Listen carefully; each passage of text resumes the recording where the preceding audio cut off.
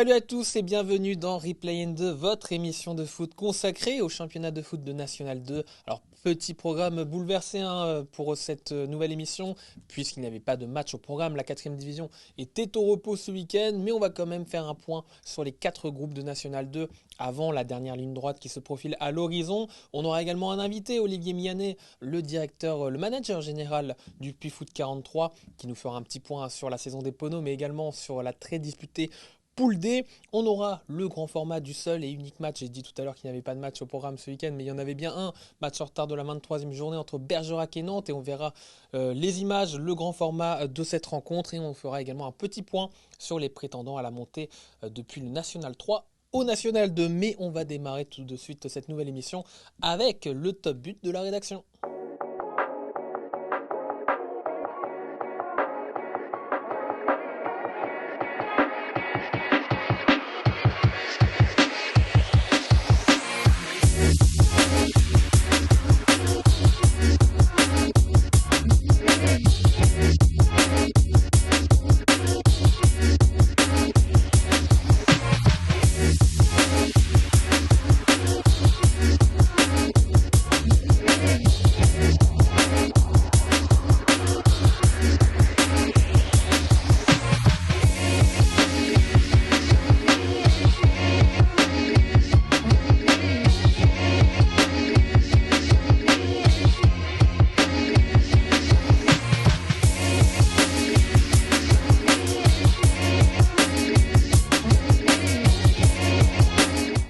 Que vous avez déjà eu l'occasion de voir week-end après week-end, émission après émission, mais dont on se régale à revoir justement, et peut-être que eux aussi placeront des joueurs dans ce fameux top but la saison prochaine. Eux, ce sont les prétendants à la montée depuis le National 3 au National 2 tout simplement.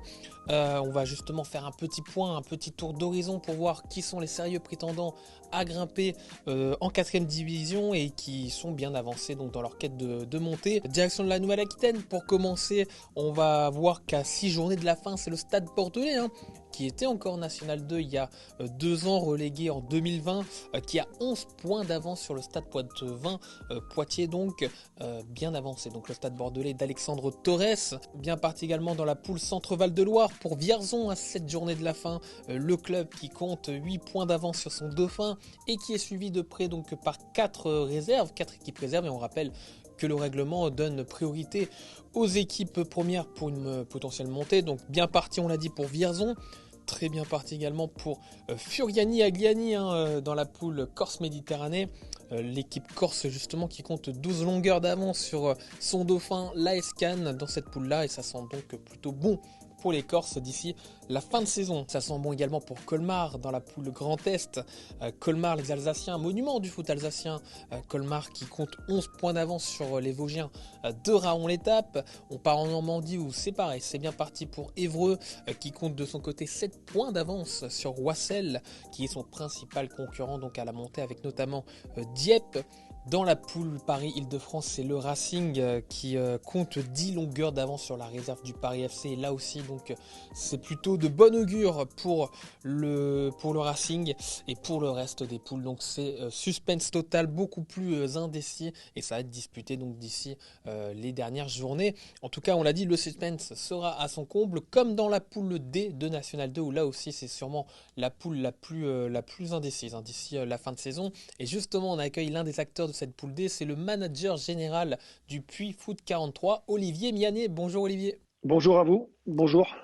Bon, on imagine que ça a été un week-end plutôt calme, donc pas de match pour le Puy Foot 43, mais le calme avant la tempête, puisque Bergerac, le leader, arrive en fin de semaine. Oui, la tempête, je vais pas l'appeler comme ça, mais c'est vrai que c'est un match important pour nous et aussi pour eux. 5e avec 10 points de retard, le Puy, 10 points de retard sur le leader Bergerac. Alors est-ce que l'on croit encore à la montée du côté du Puy, ou c'est devenu un petit peu illusoire? Non, pas illusoire. Après, tant qu'il y a de la vie, il y a de l'espoir. Mathématiquement, c'est toujours faisable, à condition de prendre des points déjà contre Bergerac samedi. Voilà, c'est un match très intéressant pour nous, parce que déjà ils sont sur une longue période d'invincibilité, donc déjà d'essayer d'arrêter leur période d'invincibilité, ce sera déjà un bel exploit pour nous. Et puis après, on pourra toujours y croire au niveau des points, sachant qu'on a encore un match de retard. Donc, et potentiellement 4 points si on gagne le match de retard on pourrait se retrouver comme ça si on gagnait ces 2 matchs-là. On peut évoquer ce match, ce choc même, hein, comme un tournant de la fin de saison pour le Puy? Ah bah pour nous oui c'est un tournant. Aujourd'hui si on ne gagne pas ce match-là, on pourra dire que la montée sera compromise, très compromise. La montée, justement, c'est le véritable objectif du Puy depuis la descente en 2019-2020. Justement, est-ce qu'elle reste encore un petit peu en travers de la gorge, cette saison qui avait été arrêtée un petit peu plus tôt que prévu? Ah, oui, elle est difficile à avaler, surtout que la première saison, il restait 10 matchs à jouer. On était sixième sur les 15 dernières journées. On était à un point de Quevilly-Rouen, qu'on a s'apprêté à jouer lors de l'arrêt des championnats. Donc oui, elle a été difficile. Et puis aussi le choix de faire monter Sedan la saison dernière, qui normalement, réglementairement, c'était nous qui devions monter. Et on n'a pas été choisi. Le règlement n'a pas été suivi par nos instances. Donc du coup, on a essuyé un deuxième coup derrière la tête. Donc difficile de se relever. Malgré tout, on est toujours là et on est toujours en train de batailler pour remonter, malgré tout. Vous qui avez la recette justement pour remonter en national, ça avait été le cas, donc je l'ai dit, en 2019. Qu'est-ce qu'il faut mettre pour monter à l'étage supérieur? En tout cas, qu'est-ce qui manque à cette équipe du Puy actuellement pour aller chercher cette montée d'ici la fin de saison? Bon, il nous a pas manqué grand-chose. Il nous a manqué un petit peu. On a eu des mouvements. On a perdu notre gardien très tôt, au mois d'octobre, qui est parti à Metz. Donc après, il a fallu en recruter un autre. Voilà, on a perdu notre meilleur buteur, Fadiaga Assimi, qui est parti au Mans au mois de décembre. Donc voilà, il a fallu le remplacer aussi. Donc c'est quand même des éléments importants qu'on a perdus en cours de route, qui ont un petit peu déstabilisé les choses. Mais bon, au final, on est toujours là et la stabilité, c'est vrai que de l'effectif nous a fait défaut cette saison. Un mot sur Roland Vieira également, l'entraîneur, hein, depuis 2013 du Puy. Qu'est-ce qui représente Roland Vieira au Puy, Olivier? Ouais, il représente beaucoup de choses, hein. Ça fait sa neuvième année qu'il est là. Il a monté tous les échelons avec le club. Voilà, aujourd'hui, c'est une personne incontournable et importante dans le projet et au niveau du club et au niveau de la ville. Et voilà, aujourd'hui, il s'apprête aussi à avoir son DPF. Donc, il a fait tout son parcours d'entraîneur ici et avec réussite. Donc, il représente beaucoup de choses pour les gens du Puy, hein. Ça reste malgré tout donc encore l'homme de la situation du côté du Puy pour espérer aller chercher cette montée? Largement, plus que l'homme de la situation. Aujourd'hui, ça fait 4 ans aujourd'hui qu'il joue le haut de tableau chaque année. Alors avec de la réussite et peut-être cette année, ça sera un peu juste, mais en tout cas, malgré toutes les vents contraires qu'on a eu depuis 2, 3 ans, il a su mener l'équipe dans le haut du classement pour se battre pour la montée à chaque fois. Donc, il n'y a rien à dire. Aujourd'hui, c'est la question ne se pose même pas de savoir si c'est l'homme ou pas de la situation, puisque il y a pas de question à ce niveau-là. Un mot sur vous, Olivier, avant d'évoquer plus globalement la poule D de National 2. Manager général d'un club de National 2, justement, qu'est-ce que ça veut dire? Quel est votre rôle? Bon, aujourd'hui, le rôle, il y a plusieurs rôles. Aujourd'hui, il y a un premier rôle au niveau de l'équipe première où je m'occupe essentiellement voilà, du recrutement, sur l'aspect contractuel des joueurs, les discussions. Et puis après, il y a toute la politique technique qui est définie avec Roland Vieira et qu'on essaye de mettre en place sur tout le club, de l'école de foot, en passant par le pôle féminin et en arrivant jusqu'à la N2. Donc, il y a beaucoup, beaucoup de travail. Et on essaye de mener à bien toutes ces tâches pour figurer dans le plus haut niveau possible, que ce soit au niveau des jeunes, au niveau des filles, on est en D2 féminines. Voilà, les garçons et toutes les équipes de jeunes sont représentés dans toutes les plus hautes divisions régionales. Donc voilà, on essaye de briller du mieux possible sur la région et puis pourquoi pas aller chercher des divisions nationales aussi chez les jeunes. Olivier Mianet, donc manager général du Puy Foot 43, en course encore, on l'a dit, donc on l'a vu, pour la montée en National 1, comme Angoulême, comme Andrézieux, Bourges, Canet, voire Moulins-Isère, il y a du beau monde, et donc Bergerac, bien évidemment. Est-ce que, Olivier, c'est la poule la plus compliquée des 4 en National 2, cette poule D? Aujourd'hui, pour moi, elles sont toutes compliquées. Elles ont toutes c'est des poules différentes avec des équipes différentes. Aujourd'hui, nous on est dans une poule où il y a beaucoup de qualité dans le jeu. On a une poule très joueuse. Voilà, ce qui n'est pas forcément le cas de certaines poules où c'est plus des qualités athlétiques qui sont requis dans ces poules-là. Voilà, bon, aujourd'hui, pour moi, il n'y a pas une poule qui est plus facile que l'autre. Après,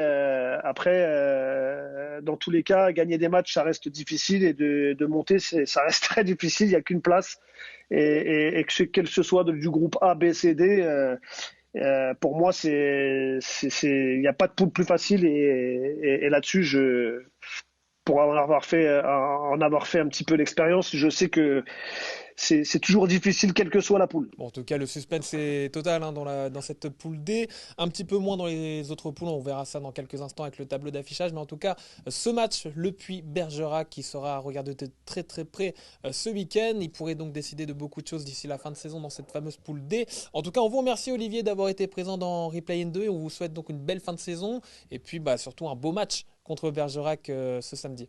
Merci beaucoup et merci pour votre invitation. Merci à vous, Olivier. On passe à notre tableau d'affichage. Le tableau d'affichage, c'est d'habitude l'occasion de faire le point groupe par groupe après chaque journée avec les classements, les images fortes et bien évidemment les résultats du week-end. Mais on va quand même effectuer un point groupe par groupe. Ne vous inquiétez pas, on va faire un point groupe par groupe pour justement regarder un petit peu les enjeux d'ici la fin de saison dans cette dernière ligne droite qui se profile pour le championnat de N2. Et on va commencer à cette journée de la fin par le groupe A. Avec, vous le voyez, donc Versailles qui est le leader de cette poule avec 4 longueurs d'avance sur Lorient et Chartres. Versailles qui, on rappelle, demi-finaliste de la dernière Coupe de France contre l'OGC Nice, qui garde la tête donc sur cette poule A.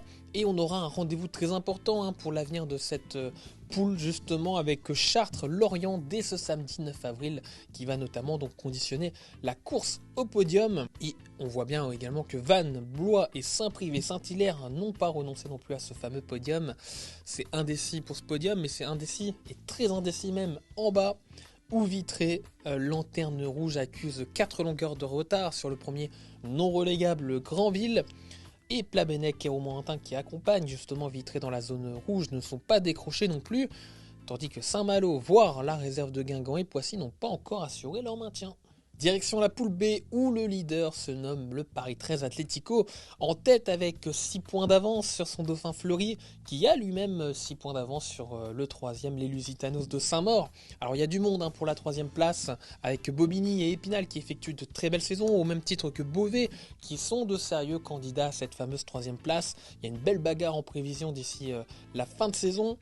On file de l'autre côté du classement où l'Entente Sannois Saint-Gratien, qui était encore largué en début d'année, est toujours là et est revenu un petit peu de nulle part avec de bons résultats lors de ces dernières journées.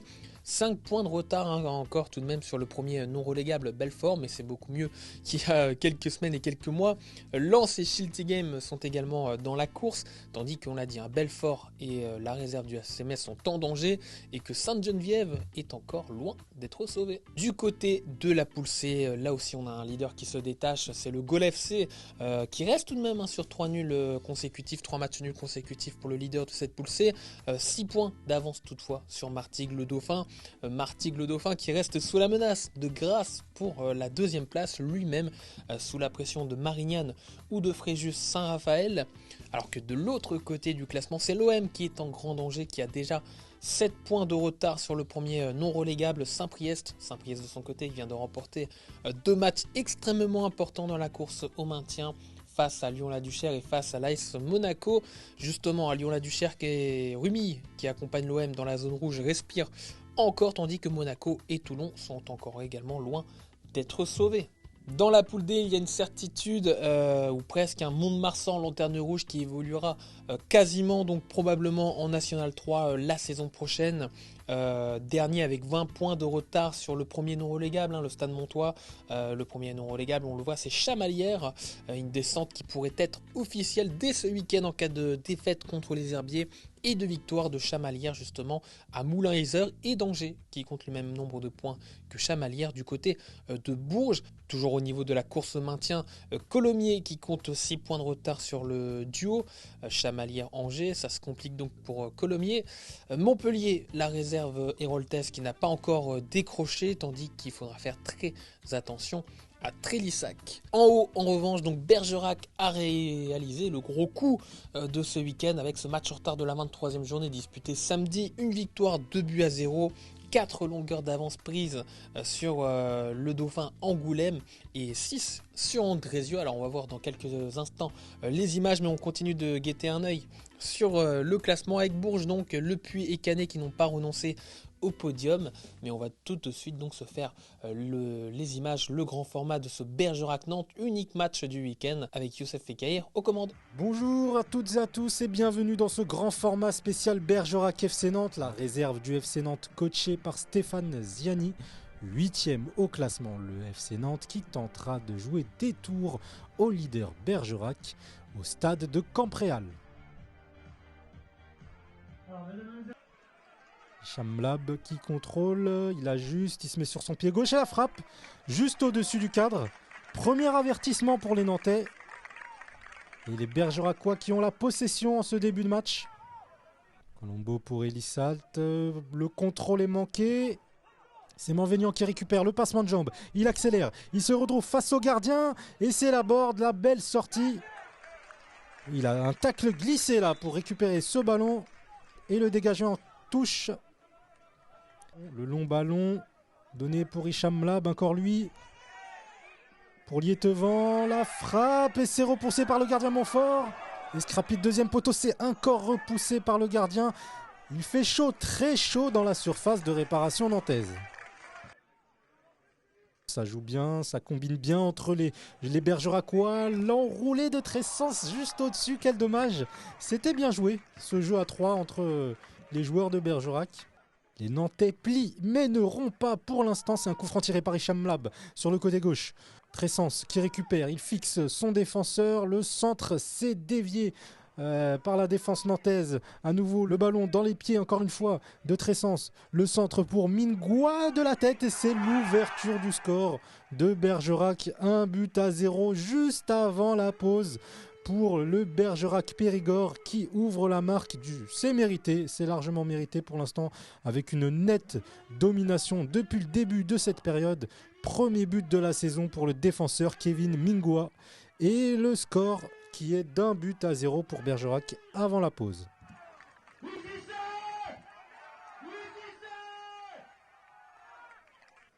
Attention, perte de balle nantaise en défense, c'est récupéré par Mlab et c'est dévié en corner.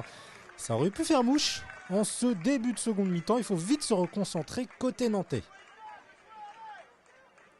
Le ballon encore dans les pieds de Bergerac avec une offensive menée par Hicham Lab qui la donne pour Romain Escarpit. Romain Escarpit qui va se mettre sur son pied droit. Il va frapper, elle est déviée, la tête de Tressens. Et c'est pas assez fort pour inquiéter le gardien adverse.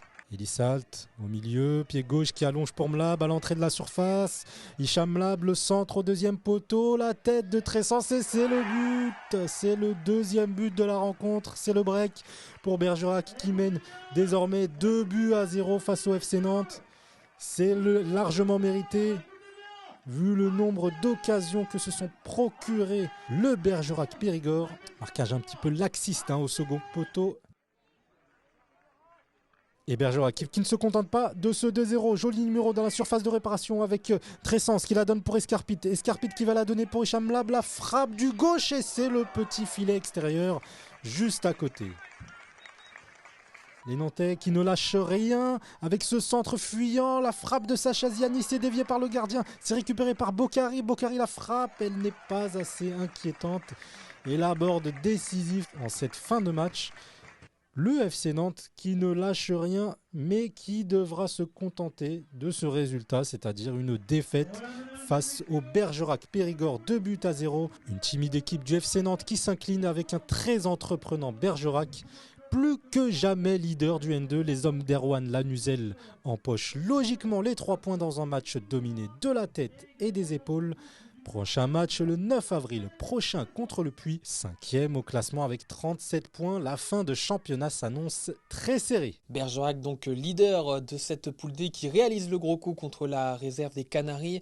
Et vous le voyez, vous l'avez vu dans ces 4 groupes, il y a du suspense, notamment dans la course au maintien. Il y en a peut-être un peu moins dans la course à la montée, mais en tout cas, cette dernière ligne droite promet d'être excitante. Voilà ce qu'on pouvait dire justement avant le coup d'envoi de cette dernière ligne droite. Vous retrouvez le National 2 dès ce week-end avec la 24e journée qui sera bien évidemment à suivre sur foxsport.com. Mais avant ça, vous retrouvez Live N2, votre deuxième rendez-vous hebdomadaire avec Denis Balbir vendredi à 18h. Nous, on se retrouve mardi prochain, même heure, même topo. Salut à tous!